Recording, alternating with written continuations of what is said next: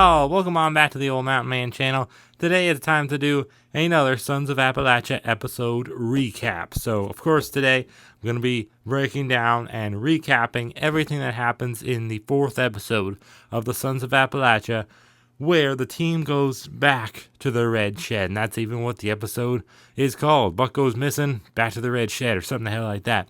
Anyways, though, yeah, it's going to be a lot of fun. So, sit back, relax, get some old Squatch soda and Squatch jerky, and yeah, let's get started. So the episode starts off where the last one kind of left us off. The team is coming out of the truck, headed to old base camp. Buck, Huck, and Bill, they're like, yeah, a lot of leads, but yeah, good hunt. And yeah, they go back to base camp pretty much. But then, as Huckleberry's walking back to base camp, one of the producers, or the camera guy, whoever the hell it was, calls him over and says, I think we'll need to do a little interview. Would you be up to that, Huck? So, yeah, Huck agrees. He does the interview. And right off the bat, this episode just takes a turn. The guy says to Huck, Buck faked the phone call. Remember that? And a couple of weeks ago, in episode 1, I think it was, Buck faked that phone call to his dad. He was not talking to anybody. And, well, I can't say I told you so, but I did tell you so. Remember? I was thinking that right off the bat. I'm like, come on. That's not a real phone call. That's not what happens on a smartphone. When you call somebody, you know, it's see the home screen. I saw it. And then it just turned black. It's like if he didn't have the phone even turned on. That screen turned on. He talked, pretended to talk. You couldn't hear anybody.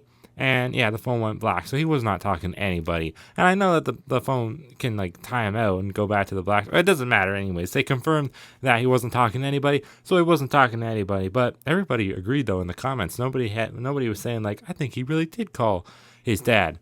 I was surprised. Everybody was on board with that. So I think that's why they decided to alter this scene. Unless it was just all, not planned. I don't know. I think that honestly, this part was a little bit acted out when Buck called his dad. I think some parts they just act out, they didn't want to actually bother his dad in real life.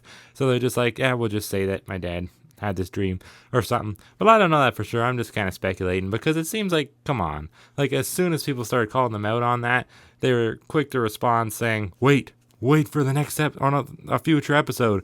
We're going to confirm why you're right. He wasn't talking to anybody. It's it was too fast. It's they just had that worked up in their minds. They just thought of it on the spot. They're like, we gotta do something. So they're probably ready to film episode 4. And they're like, wait a second. Let's say that you faked the phone call because, it'll tie into the story. We can just say that you're losing your mind from being out here in the woods with the witch and the Cherokee devil and whatnot. It's perfect. So yeah, it's, got them out of hot water. Now people won't think they're faking it, and I think that's what they did, but maybe not. Maybe I'm wrong. I don't know. Either way, though, yeah, back to the recap.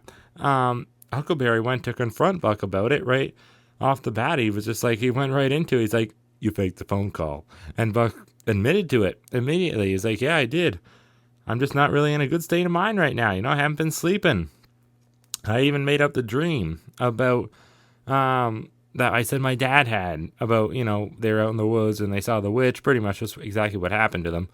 He said that his dad dreamed that was going to happen. So apparently that was Buck's dream. And now I'm starting to think maybe it was more so a vision of the future than an actual dream because it ended up happening.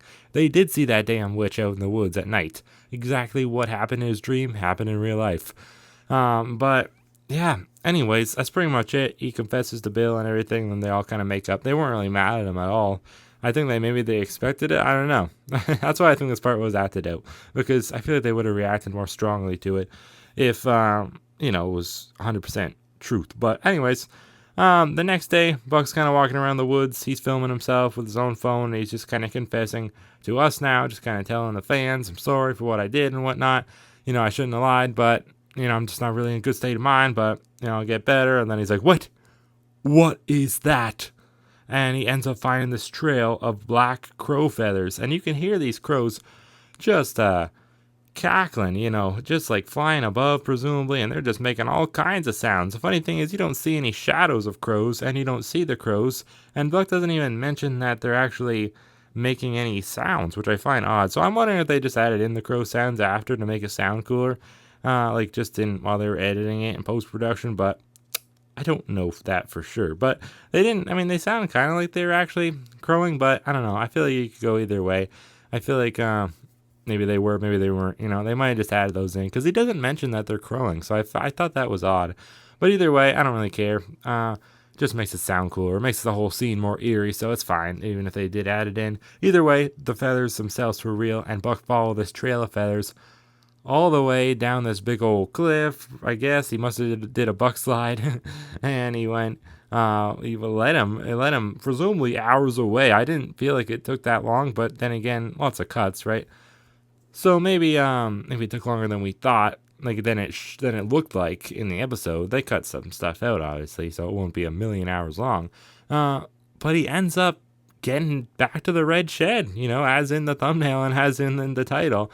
The Trail of Feathers leads him to this red shed, and I predicted it before he was there. I figured that's what it was leading him to, because it's like, well, he's got to get there eventually. It's in the thumbnail, so I think it's a trail. It's probably leading them there, and it's cool to see different like parts of the little red shed, like the outside of it. I never realized the landscape. It's like there's this path leading up to it, this grassy little path, and then like there's a river going through. Like I just never realized that before, because we always see it at night. Usually we used to see it sometimes in the day, but they never show like the river. At least I don't remember. The landscape looks a bit different, but it is the same red shed. It's the exact same. You can tell. It looks like it. Of course, not like they just rebuilt it somewhere else. I'm pretty sure. I mean, it has to be real. They use like the same red. It's the same.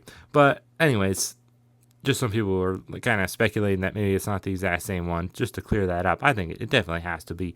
But yeah, either way, he goes up to it and he finds like this altar of sorts, this like makeshift altar.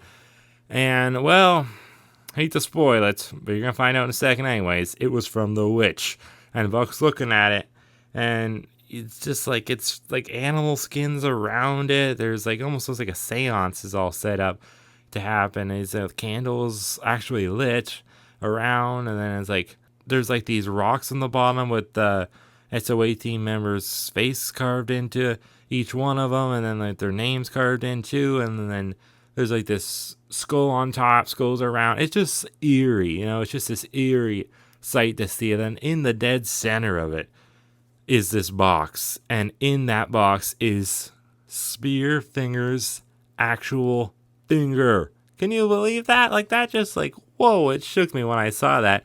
I thought it was like going to be a replica or something. And then he's like, that's Spearfinger's finger. Oh my gosh. Ugh. It was eerie to see. Yeah, just to see a part of Spearfinger. And I'm thinking like, well, why is his finger gone? But then he explains it later. I'll get to that in a second. But first, what happens is Buck turns the camera around to show his face. And there's somebody behind him. And that somebody is the damn witch. The witch is behind him. And oh my goodness, what she says, it is so darn scary. She says, "Step away from that altar, Jacob, if you value your daddy's soul." And within seconds, Buck just turns around fast, and this white powder just comes flying at his face, and it just knocks him out cold. And he's like, no! And then the camera just goes out. Like, oh my gosh, that scene. I know people were saying I didn't seem that scared in that scene. I was just shocked. I mean, what in the hell happened there? Certainly not something I ever thought I'd see. Like we saw the witch in other episodes, and I at the start I was like, it doesn't even look real. It looks like a mannequin. And again, it still doesn't look that real because it's like not moving around. But I don't care. I'm not gonna get into that real or fake nonsense because it's just a fun show. Let's just leave it at that. But yeah, the witch. It's just a scary sight to see. My goodness. I must say, the mouth wasn't really moving when it was talking, but, yeah, it was still cool. And, big long white hair, it's like a veil. Not really a veil, it's like a hood over. No witchy hat, which I thought was odd. I guess she was wearing a hood today. It was a little bit chilly out, probably. I don't know. Later August, but I'm sure this is when this was filmed. But yeah, I don't know. It was a scary scene. But anyways, it cuts, and then Huckleberry and Bill are looking for Buck because production's like, hey, he's not with us. He's supposed to be here. Well, he's not here. Classic. SOA team fashion, just like it used to be on Mountain Monsters 2. They're always looking for Buck. He's always out there lost. Somebody's missing. If it's not Buck, it's one of them. But yeah, they have to go look for him, and immediately they find the feathers. They actually find his gun, too, and his truck, and a footprint also. Then they find the feathers, and then they follow the trail of feathers all the way to the red shed. and they see him passed out there. But when they find him, he just looks lifeless. So they bring him back to life, smack his face around a little bit, and then, yeah, he wakes up and he's just all scared. And he's like confused. He's like, did you see her? Did you see her? Did you see the witch? And then he looks in the shed and there's nothing there. There's just nothing there. The witch obviously took it all away, took away that altar that she had made for the Spearfinger, and it's all gone. It's just all gone. And Huckleberry and Bill, they believe him because, it's their friend, and why would he lie, right? And we do have it on camera too, obviously, so it has to be real. But it's not like he just saw it all, but it didn't really happen. So, yeah, they're just like, I don't know, I'm just shocked, and Buck kind of like screams. It's a pretty intense scene. He's like, stop! That part threw me off guard. It's like out of character for Buck. But everyone was talking over him, and he's like, I just need to tell you this. I don't know. So anyways, they're sitting around the campfire that night, and Buck's talking about what happened, and he was thinking, and then he's just drops this bombshell on the team and the fans, because I was just blown away by this. I was shocked when he said this. He realized that all these years, when back in 2019 when they originally went after the Spearfinger, there was 6 monsters leading up to it and whatnot, and the Spearfinger was the key to them all, but they weren't actually going after the Spearfinger creature, because the Spearfinger is dead. She's no longer even alive in the world, maybe as a spirit, but not in the flesh and blood. If Spearfingers have blood and flesh, I don't really 100% know what they look like. But either way, no, they were actually all these years going after the literal finger of the Spearfinger, the claw, the finger, all that, but not the actual creature itself. Like, what in the hell? Buck said that, and I'm like, oh my gosh, you're right. I don't know, it's just like crazy. It's like when you just realize something that, like, you've known about something so long, but then you realize something different about it, and you're like, it's been that way all along? Like, what? It's just crazy. That part just threw me off guard and messed with my mind a little bit. Like, all these times, like, watching these episodes from season 6, them going after the Spearfinger, and even these SOA episodes going after the Spearfinger, and they realized, it's like, oh my gosh, they were actually going after the finger. So Buck saw it. Did he find? Well, he doesn't have it, so he didn't really find it. So maybe that's their quest next, to actually find the actual finger of the Spearfinger. But he saw it. It was in a box. The witch took it away. So where is it now? Maybe that'll be like the next quest. They have to go find the finger of the Spearfinger.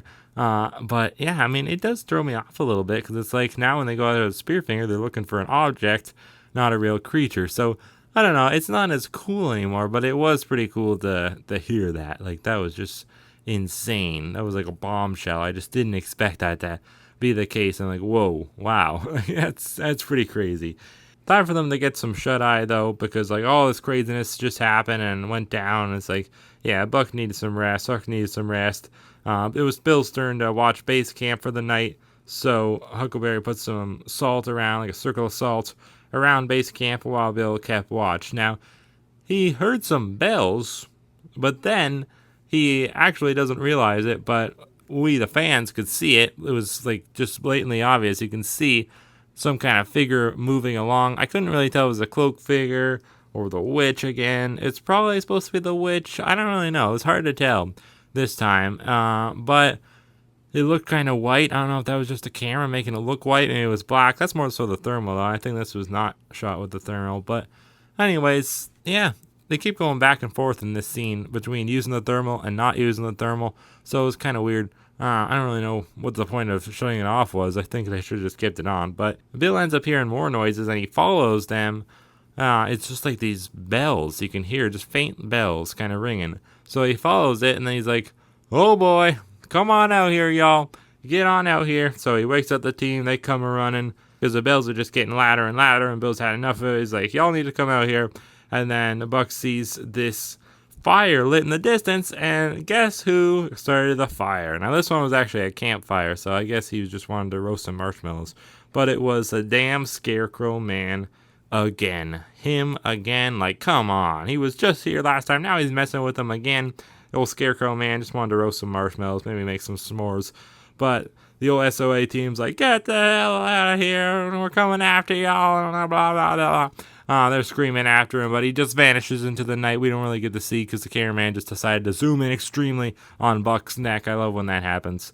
Last time it was Bill's neck when we wanted to see the witch, but it's like, whatever. You'll look at Bill's neck. That's what the camera's going to focus on. This time it was Buck's neck, and it was like very zoomed in, and then obviously the Scarecrow man escapes while the cameraman was struggling to get the camera to zoom out. Of course that happened. But yeah, anyways, the next morning, it just randomly cuts to the morning, like very strangely. And they're sitting around, like they're just always sitting around. It's like, we'll go hunt and then we'll sit around the next day. They do that all the time in this show, but whatever. It's kind of funny. I guess it's nice for them to have an actual base camp because they used to never really have anywhere to just kind of sit. They just kind of be standing by their trucks and whatnot. But anyways, Buck, he's talking about all this, and he realizes that this Scarecrow man, I think they kind of all realize it, the Scarecrow man is actually a man just in a Scarecrow mask. It's not some kind of supernatural Scarecrow, like living and breathing creature. Because, it doesn't make a ton of sense. But half the things they, research and investigate don't really make that much sense. So I wouldn't put it past them to believe that this is a real Scarecrow, living and breathing. But no, they actually decided that, no, it is a man in a mask. And you can tell. There's actually a recap like in the beginning of this episode, and I thought that like it looked like a different scene. I think they must have had extra footage. I knew that part was cut out weirdly. They must have had extra footage that didn't make it into the last episode. Remember when the Scarecrow man throws that big old torch at them? It was lit. Well, they actually show him throwing it. Like in the real episode, he doesn't. He throws it, but it's like they only show when it's actually in the air, not him actually throwing it. Or at least, like, if he does, like, you can't really see it. So I think they must have accidentally cut out a part there. It was weirdly choppy, that scene, I remember.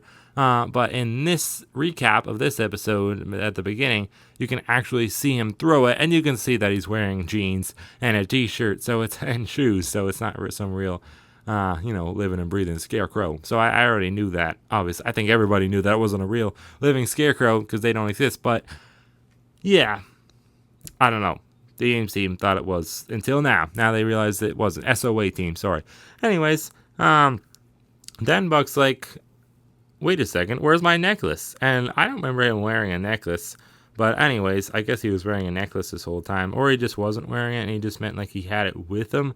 But it wasn't around his neck maybe? I don't know. But either way, it's this necklace with 3 black feathers on it. Maybe there was a scene they didn't put in where Huck maybe took some of the bird feathers and then like made it into a necklace. I don't really know, but either way, he can't find it, and then he does find it, like steps away, hanging on a tree branch, and Huckleberry's like, wait a second, don't pick that up. No, the witch took out all the good from it and replaced it with evil, and you can see it's turning black. So maybe that's why the feathers were black. Maybe they weren't before. I think they just used crow feathers, but I don't know. It looked like crow feathers to me. Either way, there's no good in it no more, and only protection that Buck has now is inside of him. And, apparently this necklace was blessed by a shaman. So, I don't know. He must have not made it, like, just in the woods. I don't know when he made it. I think, Buck did say. He said it was the last time they went after the Cherokee devil. So I guess they didn't use the crow feathers then to make it. I don't know what happened with that. I guess that's why they didn't show him getting it. I just don't remember him wearing it. And I looked back and I couldn't see when he was wearing it. But I don't know. Maybe it was in his pocket. Maybe he just couldn't fit it around his neck. It's probably the case. But anyways, that's pretty much it for the old episode. But there was another part in the end before it ended off. It was Buck's turn to watch the old base camp. And, well, it doesn't go so well. But I guess we'll find out what happens out of this whole scene next time on the next episode. But Buckaroo's just kind of waiting, watching, making sure none shows up. Sure enough, something shows up. It's a damn Cherokee devil. He's right behind him. You can see the glowing red eyes. But Buck's like, you know what? Just come get me. If you want to come get me, I hear something. You come get me. And then, yeah, he shows up, and you can see his eyes, and he's growling. So I guess the Cherokee devil is right behind Buckaroo. And I guess we'll figure out what happens next time on the next episode of the Sons of Appalachia. But this one was definitely a good one. A hell of an episode. And I'm looking forward to the next one now. Like, now I'm excited. This was really, really a fun time. This whole show has been a fun time. If I had to rate this episode, I forget what I gave the last one. Probably 7. I don't know. But this one, I don't know. I might have to give it like because they went back to the Red Shed. I just love seeing places that they went to before. It's cool to see. I'd love to see the Blue House come back. Oh, and plug in my new video essay. It's going to be long and very good, all about the Blue House. It's called The Bone-Chilling History of the Blue House. Comes out September 19th. It's a Friday, so mark your calendars at approximately 4 p.m. I'll do a premiere for that. It'll be a fun time. I cannot wait for that place right there to get a ginormous video all about it. It's going to be a lot of fun. But anyways, yeah, that's it for today. Oh, I didn't rate it. I give it, I think, 8.5 out of 10. It was a great episode. I think they can get better, but this one was pretty darn good for what it was. There wasn't no long cooking session or nothing like that thrown into it. It was just a long 44-minute episode, and it was damn good. So I hope y'all enjoyed it too. Thank y'all for watching. As always, I'll see you next time on the Old Mountain Man channel. Hoorah! We gonna catch a monsters.